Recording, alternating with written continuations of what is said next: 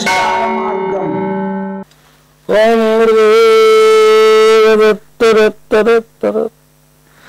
నేను మీ సాయి దత్తానందను. మంత్ర యంత్ర రుద్రాక్ష మూలిక వాస్తు సాముద్రిక వీటన్నిటి మీద నేను ఎన్నో అన్వేషణ చేసి గత 42 సంవత్సరాలుగా అవిరామముగా అంటే కృషి చేసుకుంటూ నేను ఆ విధంగా తదేకంగా దీని మీద నేను ధ్యాస పెట్టి ఆ దత్తాత్రేయుని యొక్క అనుగ్రహంతో నాకు ఉద్యోగం ఉండే, అటు ఉద్యోగం డిఫెన్స్లో, ఇటు మరి ఈ యొక్క మంత్రతంత్ర శాస్త్రాలు అని ఇవన్నీ ఉన్నాయా అనే దాని మీద అన్వేషణ. నా యొక్క చిన్నప్పటి జీవితం నుంచి 8th క్లాస్ ఉన్నప్పటి నుంచి కూడా నాకు బాగా దీని మీద ఇంట్రెస్ట్.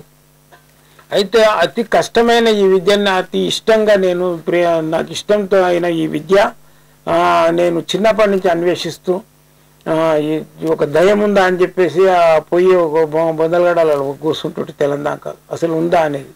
కానీ ఉన్నది. ఒక స్మోక్ లాగా పొగలాగా ఒక మన ఆత్మ అనేది ప్రేతాత్మ అయినప్పుడు తిరుగుతుంటుంది. అంటే ఇంకో శరీరంలో ఆవరించినప్పుడు బయట తిరుగుతుంటుంది. ఇవన్నీ నేను కళ్ళతో చూసిన.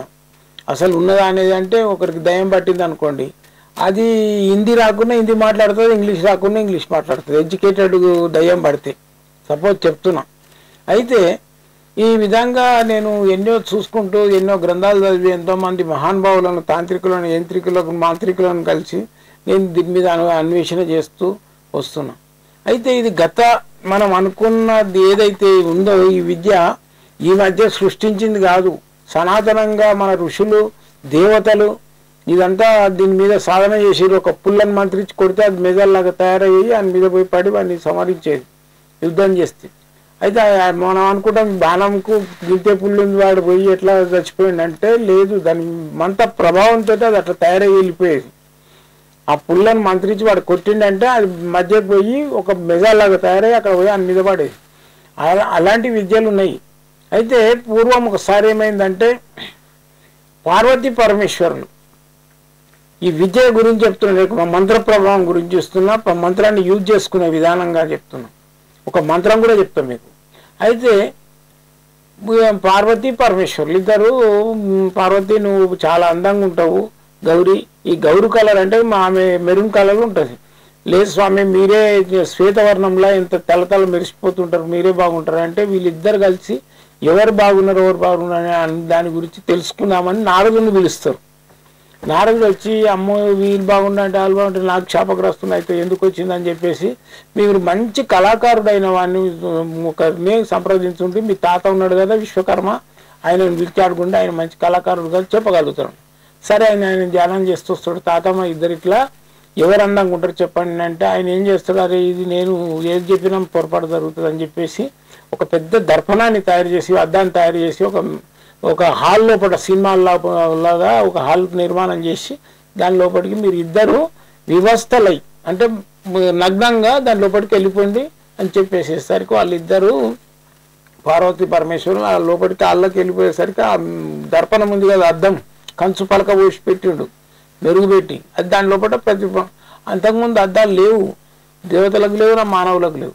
అయితే అది నీళ్ళలో చూసుకునేవాళ్ళు. అంత స్పష్టంగా వాళ్ళు చూసుకొని ఒకరికొకరు తన్మయత్వం ఉండి స్వామి మనం ఎంత సంతోషంగా మన రూపాలను చూసుకున్నాం అని చెప్పేసి సంతోషించి మళ్ళీ వాళ్ళు వస్త్రాలు వేసుకొని బయటకు వచ్చేసరికి విశ్వకర్మ అక్కడ నిలబడి ఉంటాడు. స్వామి తాతయ్య నువ్వు చాలా మందిని సంతృప్తి చేసినావు, నీకేం కావాలో కోరుకో అంటాడు. అప్పుడు ఆయన అంటాడు విశ్వకర్మ నాకు ఏం లేదమ్మా, మీకు స్వామి చేతిలో పట్టుకున్నారు త్రిశూలం కానించి, నీ దగ్గర ఉన్న ఆభరణాల కానించి, నీ దగ్గర ఉన్న త్రిశూలాలు ఆభరణాలు ఇవన్నీ నా సృష్టి. మానవుడు పుట్టినప్పుడు ఏదైతే బొడ్డుకు వస్తారో మళ్ళా వాడు అంతిమ గడియలా వాడు పోయి అక్కడ లాస్ట్లో శ్మశానకి వెళ్ళినప్పుడు ఆ పాడె కోసే కత్తి కూడా నాదే ఉంటుంది. పుట్టినప్పుడు కత్తి నుంచి ఆ పాడె తాళ్ళు కోసే కత్తి కాడి నుంచి నాదే ఉంటుంది. కాబట్టి నాకు ఏమి ఇవ్వగలుగుతారు మీరు అని చేస్తే అప్పుడు శివుడికి కోపోద్దురు అక్కడ వీనికి ఇంత గర్వంగా వచ్చిందని చెప్పేసి ఆయన ఏం చేస్తాడంటే శాపం పెడతాడు. నీ దగ్గర ఏది లేదో అది నేను ఇస్తున్నది తీసుకో అంటాడు.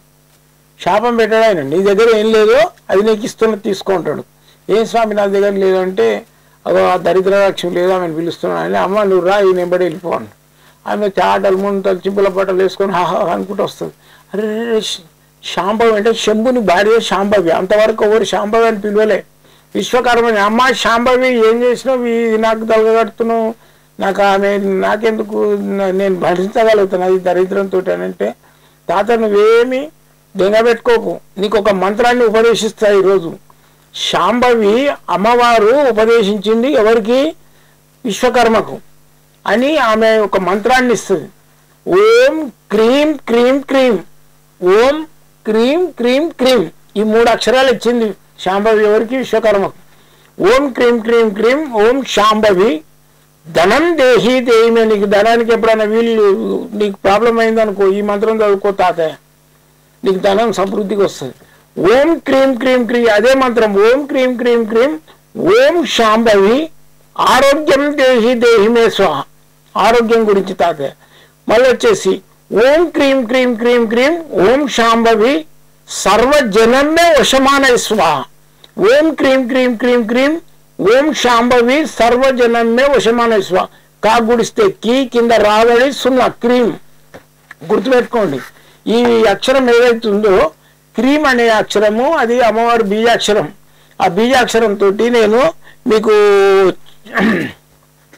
చెప్తున్నా, ఆ పెళ్లి కడబడి ఆ క్రీం బీజాక్షరం ఏదైతుందో ఆ క్రీం బీజాక్షరాన్ని 3 సార్లు ఓం అనే బీజాక్షరం, ఓం అనేది అయితే ఏదైతుందో అది మామూలుగా ఓం ప్రతి ఒక్కరు చదివేది. ఈ క్రీం అనేది మీకు చూపిస్తున్నా. ఈ క్రీం అనే బీజాక్షరాన్ని ఓం క్రీం క్రీం క్రీం ఓం శాంభవి సర్వజనమే వశమానయ స్వ, ఓం క్రీం క్రీం క్రీం ఓం శాంభవి సర్వజనమే వశమానయ స్వ. ఈ క్రీం క్రీం అనే బీజాక్షరం ఏదైతుందో ఇది ఆ అమ్మవారి యొక్క బీజాక్షరము. ఈ బీజాక్షరాన్ని మీరు చదువుకోండి. ఓం క్రీం క్రీం క్రీం ఓం శాంభవి సర్వజనమే వశమానయ స్వ, ఓం క్రీం క్రీం క్రీం ఓం శాంభవి ధనం దేహి దేహిమే స్వహ, ఓం క్రీం క్రీం క్రీం ఓం శాంభవి ఆరోగ్యం దేహి దేహిమేవ అని చెప్పేసాము. ఇంకొక విషయం కూడా చెప్పింది తాతయ్య, ఎప్పుడైతే మీ